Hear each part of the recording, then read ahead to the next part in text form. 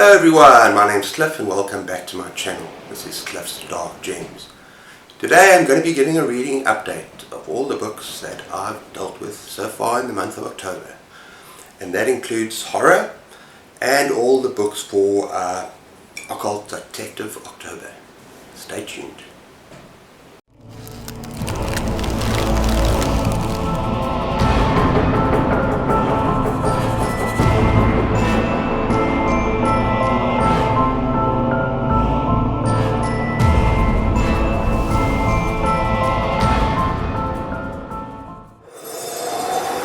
Okay, so before we get going, there's one book, and perhaps it's been the best book of the month so far for me, actually most definitely, and that's A Black Farm by Elias Withrow, that I'm not going to talk about pretty much at all. And that's because next month, and this is going to be a first for my channel, I'm going to do a live video chat with Bad is Rad, and we're going to give a proper review of this novel. Spoiler-free review and a proper review. A spoiler review, and really this was just an exceptional read. It is a very extreme novel. It's very dark and it's very gory, and it's not for everyone, but it is just such a wonderfully written, such an imaginative novel, and yeah, I'm dying to talk about it together with Bad is Rad. So yeah, look out for that for next month. Okay, for all the rest I'm going to go from least favourite to most favourite, and I'm going to start with an extreme novella. Now, unlike The Black Farm, I found this kind of disappointing, and that is Carney. I gave this two stars, 2.5 stars maybe.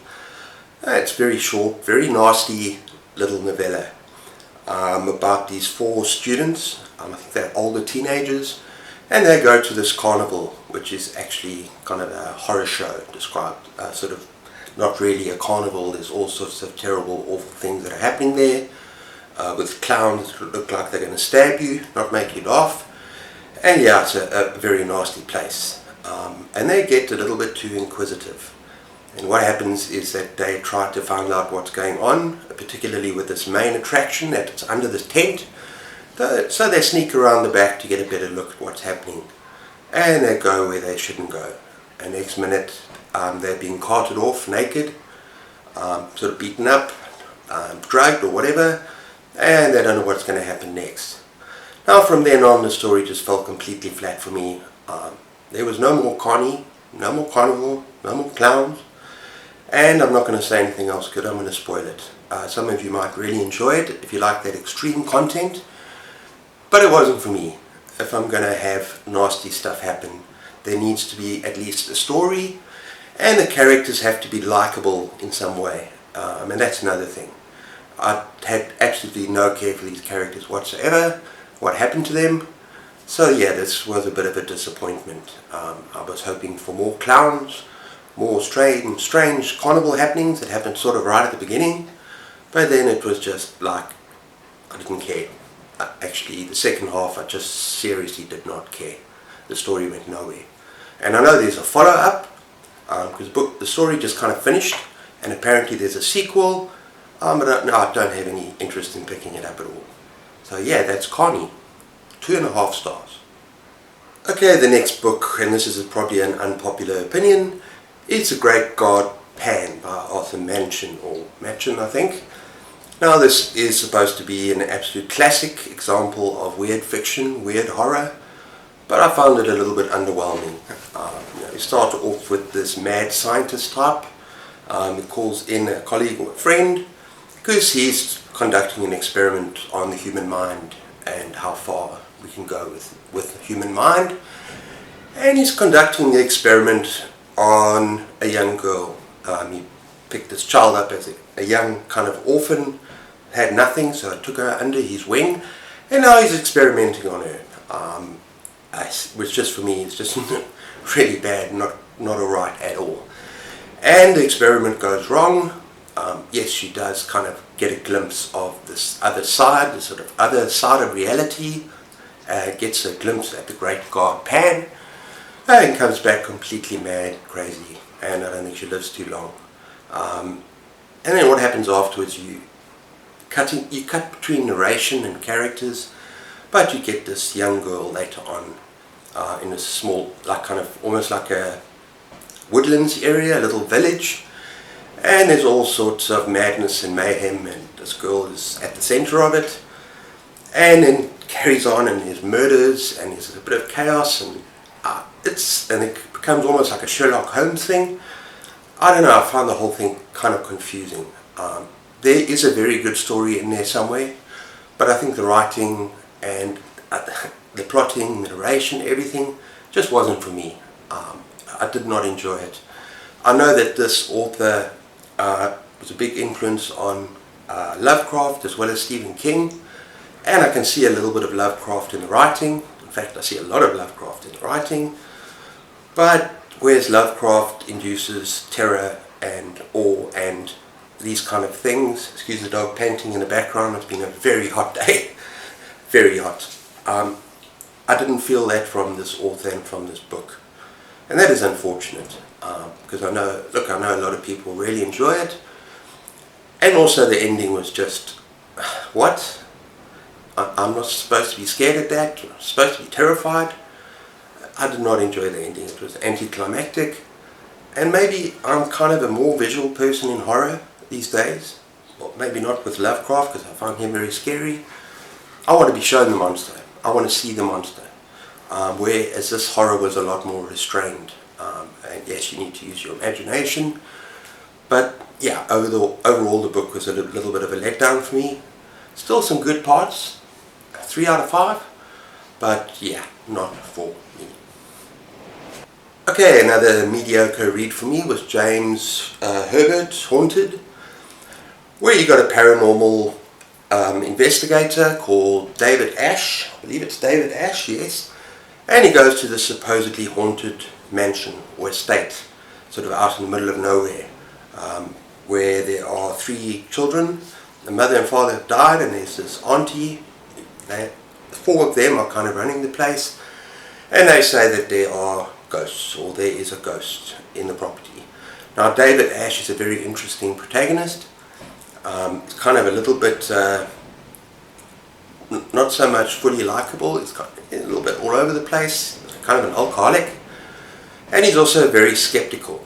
He doesn't really believe in paranormal, he doesn't believe in ghosts, and his job as an investigator, as part of this kind of a company or whatever, is to go in there and to disprove the fact that there are ghosts and hauntings going on in the place. So he has all the stuff that he puts up around the house. But yeah, this is supposed to be terrifying. I was not terrified. At times it was pretty chilling, and I have to say that it was pretty original. What I did appreciate is that it wasn't your typical haunted house story. I'm not normally into haunted house stories. The best that I've ever read is The Shining by Stephen King, like a haunted hotel. This was original, a very interesting idea, although I found it a little bit predictable. Maybe a quarter of the way through I could see what was happening, but still there were some chills and there were some thrills in this book, and the ending was very interesting as well. But it did not scare me in the way that I was hoping, and therefore I gave it 3.5 stars. So that is A Haunting. Okay everyone, now we're coming on to Occult Detective October, and it's interesting that 2 of my favorite books so far that I've been reading have been books under that umbrella of Occult Detective.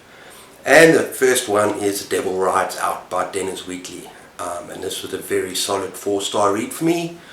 Set in the 1930s, it was a hell of a lot of fun for such an old book. And you get this Duke who's very charismatic and his friends, and it's almost like it plays out like almost like a James Bond sort of action movie thing, but set kind of in a very, very classical 1930s Great Britain. And yeah, there's good guys and there's bad guys and there's fast cars and there's beautiful women, and there's a lot of chase scenes and it's a lot of fun. And basically it's about these 3 very, very close friends, and the one friend gets mixed up with something he shouldn't be getting mixed up with, and that is a bit of the occult. He seems to think that he's going to gain some powers, and the crowd that he gets mixed up with are, yeah, kind of Satanists, and he doesn't know what he's getting into. And his other buddies, his other friends, in particular this Duke, who's very charismatic and also knows something about the occult, and he's kind of the leader of the group, is determined to save him from himself, and so they snatch him away. And in the same time, there's this beautiful woman that also gets kind of caught up in this web of Satanism. And yeah, it's action-packed, surprisingly fast-moving for a book that is so old, and it's back and forth, and you know, Satan strike back, and there's this lead bad guy who is modelled on the infamous Aleister Crowley, who is very dangerous, who can hurt you from a distance. I don't know how else to describe this book. It's just full of adventure, it's swashbuckling, but at the same time there's the occult, there's paganism, there's Satanism, there's black magic, and it's very, very dark. So there's very much a horror element in there throughout as well, even though it plays out almost like a thriller. But I really, really enjoyed this one. And there's one scene with this huge satanistic ritual, whatever, gathering that is kind of very, very creepy and very dark, and yeah, a very, very good set piece. But I'm not going to say anything more about it. I'll just say that this particular book comes highly, highly recommended. If you haven't picked up Dennis Wheatley before, give him a go. I know this is not going to be my last book by him. I had a lot of fun with this book. So yeah, that is A Devil Rides Out. Okay, and finally I had a buddy read of Falling Angel with William Hjortsberg, I think it is.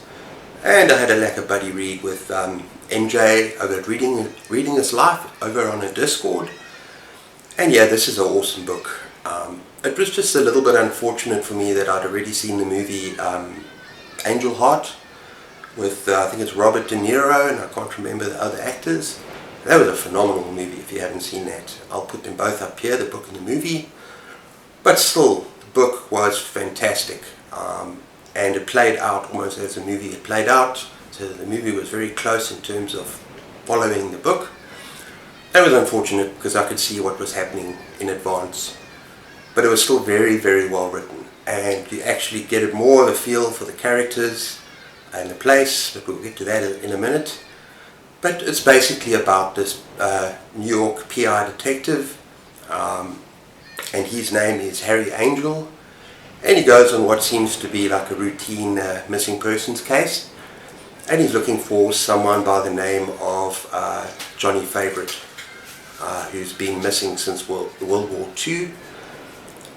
And yeah, there is murder and mayhem. There are ghastly murders, a lot of blood, and it seems to, wherever Harry Angel, yes, wherever he goes, and as he investigates to try and find this missing person, yeah, these people seem to get murdered, and kind of goes into voodoo and black magic and sort of occult territory. The deeper he goes, the deeper he dives.